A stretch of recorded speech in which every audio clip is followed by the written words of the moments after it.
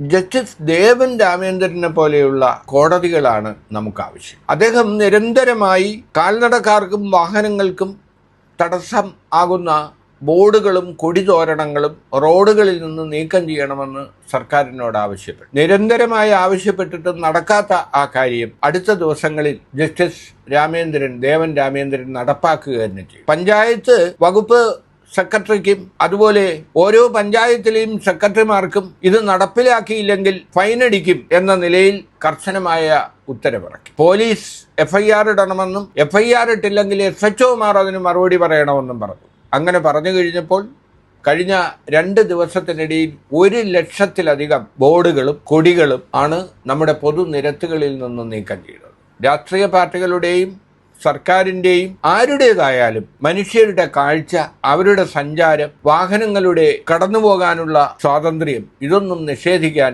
ആർക്കും കഴിയില്ല.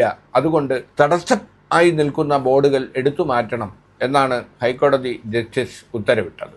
അതിപ്പോൾ നടപ്പിലാക്കിയിരിക്കുകയാണ്. ബോർഡുകൾ അനധികൃതമായി സ്ഥാപിക്കുന്നവരിൽ നിന്ന് 5,000 രൂപ വീതം പിഴ ഈടാക്കിയിരുന്നെങ്കിൽ ഈ 1,00,000 കേസുകളിൽ നിന്ന് കോടിക്കണക്കിന് രൂപ സർക്കാരിന് ലഭിക്കുമായിരുന്നില്ലേ എന്നും കഴിഞ്ഞ ദിവസം ഹൈക്കോടതി ജസ്റ്റിസ് ദേവൻ രാമേന്ദ്രൻ ചോദിച്ചു. ഇതെല്ലാം കാണുമ്പോൾ ഓർമ്മ വരുന്നത് അടുത്ത കാലത്ത് കോയമ്പത്തൂരിൽ പരസ്യ ബോർഡ് തകർന്ന് ബസ് സ്റ്റോപ്പിൽ നിന്നിരുന്ന വിദ്യാർത്ഥിനിക്ക് പരിക്കേൽക്കുകയും ആ പെൺകുട്ടി മരിക്കുകയും ചെയ്ത സംഭവമാണ്. അമ്പരചുംബികളായ പരസ്യ ബോർഡുകൾ നമ്മുടെ കാഴ്ചയെയോ ഗതാഗതത്തെയോ തടസ്സപ്പെടുത്തുന്ന തരത്തിൽ ഉയർത്തുന്നത് തികച്ചും സഞ്ചരിക്കാനുള്ള മനുഷ്യരുടെ അവകാശത്തെ ആണ് നിഷേധിക്കുന്നത്.